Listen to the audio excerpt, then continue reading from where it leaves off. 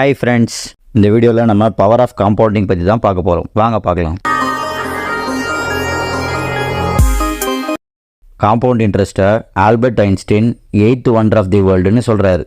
யார் இந்த காம்பவுண்ட் இன்ட்ரெஸ்ட்டை புரிஞ்சுக்கிட்டாங்களோ அவங்க அதுலேருந்து ஏர்ன் பண்ணிகிட்ருப்பாங்க. யார் இந்த காம்பவுண்ட் இன்ட்ரெஸ்ட்டை அண்டர்ஸ்டாண்ட் பண்ணலையோ அவங்க அதுக்காக பே பண்ணிகிட்ருப்பாங்கன்னு சொல்கிறாரு. பல பேருக்கு கோடீஸ்வரர் ஆகணுங்கிற எண்ணம் இருக்கும், ஆனால் என்ன செய்யறதுனே தெரியாமல் இருப்பாங்க.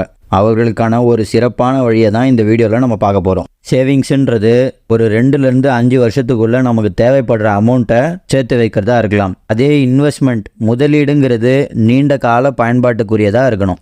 சேமிப்பும் முதலீட்டுக்குமான ஒரு சின்ன எக்ஸாம்பிள், நீங்கள் தினமும் மாம்பழம் சாப்பிடுகிறீர்கள் என்றால் 10 நாளைக்கு தேவையான அளவிற்கு மாம்பழங்களை கடையில் ஒரே நேரத்தில் வாங்கி வீட்டில் வைத்து ஒவ்வொரு நாளும் சாப்பிடுவீர்கள். இதை நாம் சேமிப்பு என்று கூறலாம்.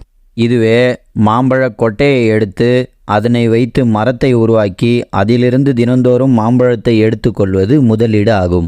இந்த மெத்தடை பொறுத்த வரைக்கும் நேரம் அதிகரிக்க அதிகரிக்க தொகையும் அதிகரிக்கும். காம்பவுண்ட் இன்ட்ரெஸ்ட்டை தமிழில் கூட்டு வட்டின்னு சொல்லப்படுது. அதாவது நம்ம ஒரு பிரின்சிபல் அமௌண்ட் போடுறோம், பிரின்சிபல் அமௌண்ட்டுக்கு இன்ட்ரெஸ்ட் ரிட்டர்ன்ஸ் கிடைக்கும். அந்த ரிட்டர்ன்ஸ் ரீஇன்வெஸ்ட் ஆகும், மறுபடியும் அந்த ரீஇன்வெஸ்ட் ஆன அமௌண்ட்டுக்கு இன்ட்ரெஸ்ட் ரிட்டர்ன்ஸ் கிடைக்கும். உங்கள் பணம் மல்டிப்ளை ஆகிட்டே இருக்கும். இதுதான் பவர் ஆஃப் காம்பவுண்டிங்னு சொல்கிறாங்க. நீங்கள் இன்னும் இன்வெஸ்ட் பண்ணாமல் இருந்தீங்கன்னா, சப்போஸ் இன்வெஸ்ட் பண்ணுறதுக்கு நம்மக்கிட்ட காசு இல்லைன்னு நினச்சிட்டு இருந்தீங்கன்னா கவலைப்படாதீங்க. நீங்கள் மியூச்சுவல் ஃபண்டில் எஸ்ஐபி மெத்தடில் மாதம் 500 ரூபாயிலிருந்தே இன்வெஸ்ட் பண்ணலாம். ஸோ இன்வெஸ்ட்மெண்ட் அப்படின்ற விஷயத்தை எப்பயும் போஸ்ட்பான் பண்ணாதீங்க. எவ்வளோ சீக்கிரம் நீங்கள் ஸ்டார்ட் பண்ண முடியுமோ ஸ்டார்ட் பண்ணுறது நல்லது. அதுக்கு ஒரு பெஸ்ட் எக்ஸாம்பிள் சொல்லணும்னா, இப்போது ராமு சோமு அப்படின்னு 2 பேர் இருக்காங்கன்னு வச்சுக்கோங்க. 2 பேருக்கும் 2 சாய்ஸ் கொடுக்கப்படுது. அதில் ஃபஸ்ட்டு சாய்ஸ் என்னென்னு பார்த்தீங்கன்னா 5 கோடி ரூபாய் டே 1லே வாங்கிக்கலாம். அப்படி இல்லைன்னா செகண்ட் சாய்ஸ் ₹1 30 டேஸ்க்கு டபுள் ஆகிட்டே போகும். உங்களோட சாய்ஸ் எது வேணுமோ நீங்கள் எடுத்துக்கலான்னு சொல்கிறாங்க. நீங்கள் எதை சூஸ் பண்ணுவீங்க? ராமு ஃபஸ்ட்டு சாய்ஸ் சூஸ் பண்ணி ஃபஸ்ட்டு டேவே 5 கோடி ரூபாய் வாங்கிக்கிட்டாரு. சோமு செகண்ட் சாய்ஸ் சூஸ் பண்ணி ஃபஸ்ட்டு டே ₹1 வாங்கிக்கிட்டாரு. Second day ₹2, third day ₹4, fourth day ₹8. இது மாதிரி ரொம்ப ஸ்லோவாக தான் க்ரோத் இருந்தது. நமக்கு இதை பார்த்தா இது ஒன்றும் அவ்வளோ பெரிய க்ரோத் இல்லையேன்னு தோணும். ஆனால் உண்மையான மேஜிக் 18th டேலேருந்து தான் நடக்கும். அந்த ₹1 18th டே அன்னைக்கு 1,31,072 ஆயிருக்கும். இதுதான் பைவட் பாயிண்ட். இந்த பைவட் பாயிண்ட்டுக்கு அப்புறம் பணத்தோட க்ரோத் ரொம்ப ஃபாஸ்ட்டாக இருக்கும். அந்த ₹1 38th டே அன்னைக்கு 53 கோடி ஆயிருக்கும். இதனால் ராமுக்கு 48 கோடி நஷ்டம். ஆனால் வெயிட் பண்ணதால் சோமுக்கு 48 கோடி லாபம். இதுதான் பவர் ஆஃப் காம்பவுண்டிங். பொறுத்தார் பூமி ஆழ்வார். சிறிது சிறிதாக நாம் சேமிப்பது எதிர்காலத்தில் நமக்கு ஒரு பெரிய வளர்ச்சியை தரக்கூடியதாக அமையும். ஆனால் இதுக்கு ஒரு முக்கியமான ரூல் இருக்குது. என்னன்னா, சீக்கிரமாக எல்லா பயனும் கிடைக்கணும்னு நினைக்கிறது சாத்தியமாகாது. அதே சமயம் நீங்கள் தொடர்ந்து இன்வெஸ்ட் பண்ணிகிட்டே இருக்கிறது அவசியம்.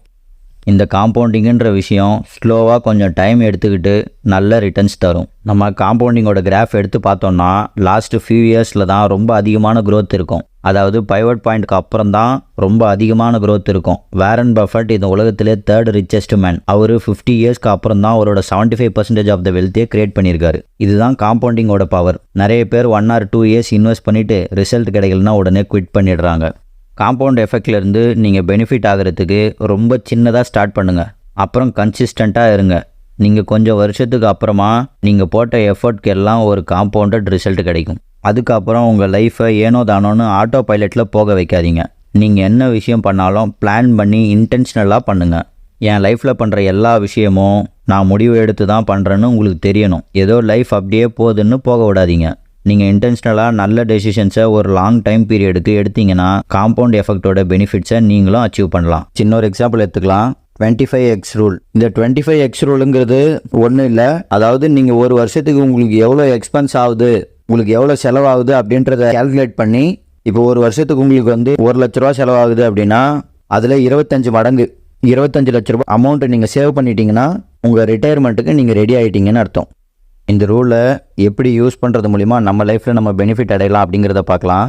இதுக்கு ஒரு 3 பேரோட லைஃப் ஸ்டைலை எக்ஸாம்பிளாக எடுத்துக்கலாம். ஃபஸ்ட்டு எடுத்த அதே 2 பேர் ராமு சோமு, தேர்ட் பர்சன் பந்தா பரமசிவம்னு எடுத்துக்கலாம். இந்த 3 பேரில் ஃபஸ்ட்டு ராமுவோட ஏர்னிங்ஸ் வருஷத்துக்கு 5 lakhs சம்பாதிக்கிறார். அவரோட சேவிங்ஸ் ரேட் 50% இருக்குது. ஆனுவல் எக்ஸ்பென்ஸ், அதாவது வருஷத்துக்கு அவர் செலவு பண்ணுறது பாதி காசு செலவு பண்ணிடுறாரு. அவரோட மொத்த எக்ஸ்பென்ஸும் சேர்த்து 2.5 lakhs செலவு பண்ணிடுறாரு. 2.5 lakhs சேர்த்து வைக்கிறார். அவருடைய இன்வெஸ்ட்மெண்ட் க்ரோத் ரேட் 10% இருக்குது. இந்த 2.5 லட்ச ரூபாயில் 25% போட்டோன்னா 62,50,000 ரூபாய் வருது.